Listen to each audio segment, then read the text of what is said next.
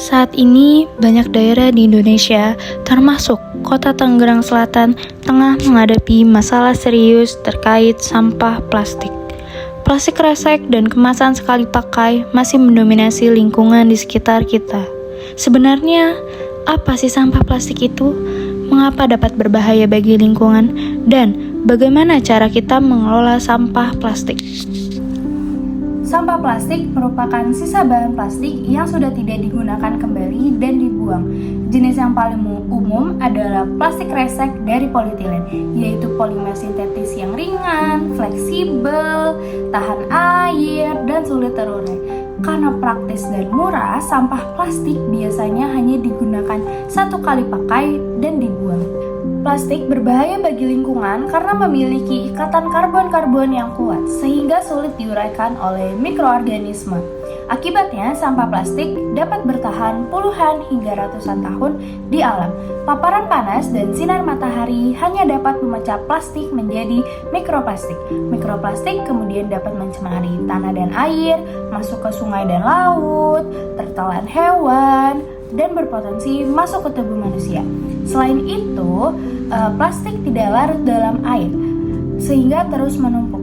Dan jika dibakar, dapat menghasilkan zat beracun yang berbahaya bagi kesehatan. Mengelola sampah plastik menggunakan prinsip 3R, yaitu reduce, reuse, dan recycle. Pertama adalah reduce. Reduce artinya kita mengurangi penggunaan plastik sekali pakai, biasanya dengan membawa tas belanja sendiri. Yang kedua adalah reuse. Reuse artinya kita menggunakan kembali plastik yang masih layak pakai. Yang ketiga adalah recycle, yaitu mendaur ulang plastik menjadi barang yang lebih bermanfaat. Contohnya adalah ini. Assalamualaikum warahmatullahi wabarakatuh. Kami dari kelompok 2 ingin membuat anggrek. Perkenalkan, nama saya Nadia Putri Desya. Nama saya Nur Laila. Saya Ratih Famil. Saya Rusdi Bumi. Saya Haris Satrio.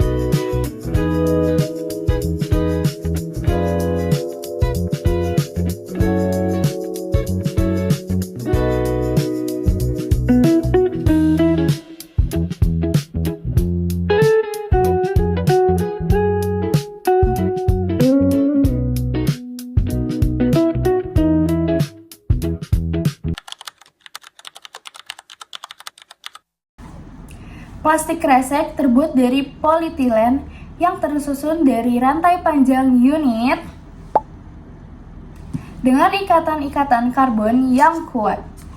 Struktur ini yang membuat plastik menjadi fleksibel karena rantainya dapat bergerak, tahan air karena bersifat nonpolar, dan juga tidak mudah rusak karena ikatannya stabil. Namun, sifat-sifat inilah yang menjadi masalah lingkungan karena plastik menjadi sangat sulit untuk terurai. Akibatnya, plastik di alam hanya terus menumpuk dan hanya dapat berubah menjadi mikroplastik yang nantinya dapat mencemari lingkungan. Jujur, tantangan paling berat itu saat kita lagi nyetrika. Karena jika suhunya terlalu panas, plastik itu akan mudah robek. Bahkan bisa menjadi robek dan berkeriput hingga hasilnya tidak bagus. Tapi jika suhunya pas, plastik itu akan sangat bagus. Teksturnya akan sangat halus dan hampir mirip lah dengan kertas. Lalu pelajaran yang bisa aku dapat itu dalam praktik ini dapat melatih kesabaran kita, ketelitian, dan kita juga bisa menghasilkan karya seni dari hal-hal yang kita anggap sampah seperti plastik ini. Proyek ini mengubah pandangan kami bahwa sampah plastik bukan hanya limbah, tetapi masalah lingkungan yang harus dikurangi.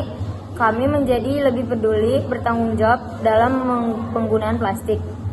Menerapkan program membawa tumbler dan tas sendiri di sekolah, serta menyediakan fasilitas isi ulang air minum untuk mengurangi plastik sekali pakai.